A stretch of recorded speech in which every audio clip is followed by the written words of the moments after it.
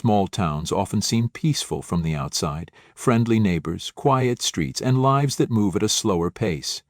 But beneath the surface, some small towns carry shadows. Stories whispered but never spoken aloud, secrets that people protect not because they are proud of them, but because they are terrified of what would happen if the truth ever came out. This is the story of one such town in Nevada. For nearly 3 decades, the disappearance of Sarah Martinez was more than just an unsolved mystery. It was a wound covered by layers of silence, lies, and deception. It would take 29 years, 2 generations of investigators, and the courage of a single whistleblower to finally uncover what happened to Sarah, and why her town worked so hard to bury the truth. It was the summer of 1994 in the small desert town of Silver Creek, Nevada. Silver Creek wasn't the kind of place you read about in headlines. It was a one-stoplight community, the kind of town where everybody knew everyone's business. The high school football team was the pride of Friday nights, and gossip traveled faster than the desert wind. Sarah Martinez was just 19 years old when she disappeared. She had recently graduated high school, a bright young woman with dreams of becoming a nurse. Her friends described her as ambitious, caring, and stubborn in the best possible way. She had big city dreams but a small-town heart. On the night of July 16, 1994, Sarah was last seen leaving a local diner after finishing a late shift. She waved goodbye to her co-workers, stepped into the warm Nevada night, and started her walk home. She never made it. The next morning, her mother realized Sarah's bed was empty. By noon, panic spread through Silver Creek. By evening, sheriff's deputies were combing the desert roads, and by the end of the week, posters with Sarah's photo were taped to every gas station window within a 50-mile radius. But there was no sign of her. At first, Silver Creek was united in its grief. Volunteers searched on horseback, combed the desert brush, and knocked on doors. Local businesses raised money for the family. Everyone claimed they wanted answers. But as weeks turned into months, something changed. Rumors began to circulate. Some whispered that Sarah had run away, maybe to Las Vegas, maybe even to California. Others speculated about boyfriends, family arguments, or dark secrets at home. Instead of focusing on the investigation, people began to protect themselves. They started keeping quiet. What was strange, though, was how quickly the sheriff's office seemed to lose momentum. After an initial flurry of activity, the case slowed to a crawl. Leads were ignored. Witnesses weren't followed up on. The official explanation was lack of evidence. But behind closed doors, people in Silver Creek said something else. That Sarah's disappearance touched people in power. And that was why no one wanted to dig too deep. Over the next 10 years, the Martinez family pushed for answers. Sarah's mother stood outside county buildings with signs begging for justice. Her brother called state police, then the FBI, desperate for someone, anyone, to take the case seriously. But Silver Creek was a town where power was concentrated in a few hands. The sheriff had been elected for 20 years straight. The town council was filled with men who had grown up together, gone hunting together, buried secrets together. When outsiders came asking questions, doors stayed shut. In 2002, a new detective tried to re-examine the case. He found inconsistencies in witness statements, including one local man who had told 3 different stories about seeing Sarah that night.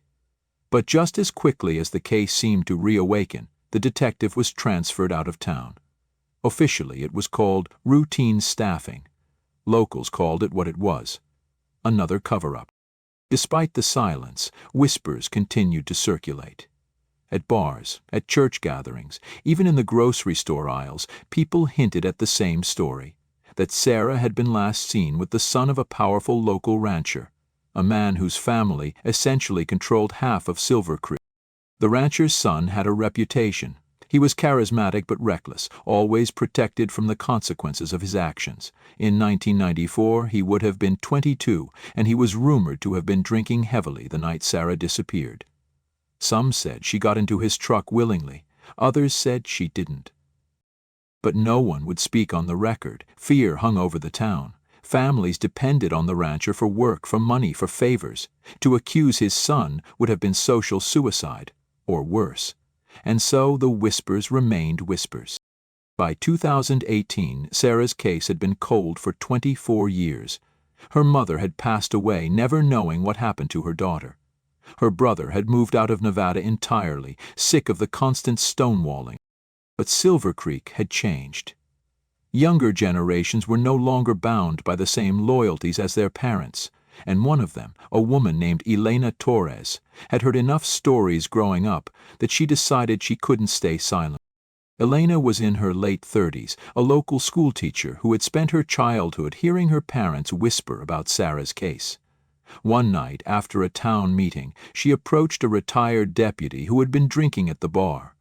What he told her confirmed her worst suspicions. Evidence had been hidden, reports had been altered, and people in power had known all along that Sarah's disappearance wasn't random.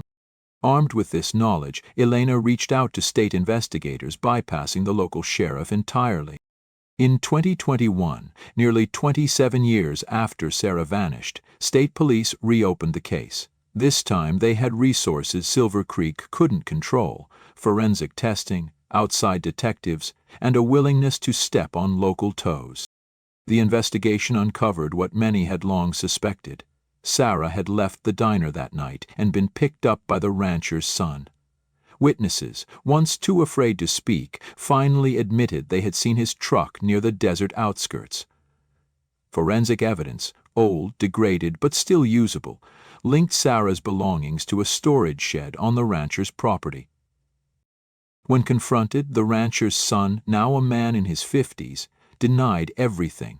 But cracks appeared in his story, and when another former deputy came forward with records he had hidden for decades, the final deception unraveled. Sarah Martinez had been killed that night in 1994. Her body was buried in a shallow grave on land owned by the rancher's family. For years the grave had been moved, covered, erased by construction projects that conveniently expanded over the exact site. It was a conspiracy of silence, held together by fear and power. In 2023, 29 years after Sarah disappeared, the truth finally came out in court. The rancher's son was arrested and charged with her murder. He never admitted guilt, but the evidence, both forensic and testimonial, was enough. The jury took less than a day to convict him. For the Martinez family, it was a bittersweet moment. Sarah's brother, now in his late 40s, wept as the verdict was read. He told reporters, "My mom didn't live to see this day, but Sarah finally has her voice back. They tried to bury her, but they couldn't bury the truth." The town of Silver Creek was shaken to its core.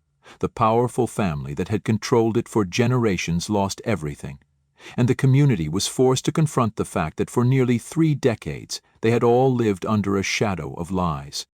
The Sarah Martinez case is not just the story of one young woman's murder. It is the story of how silence can strangle a town, how power can corrupt justice, and how truth, though delayed, can never be erased completely.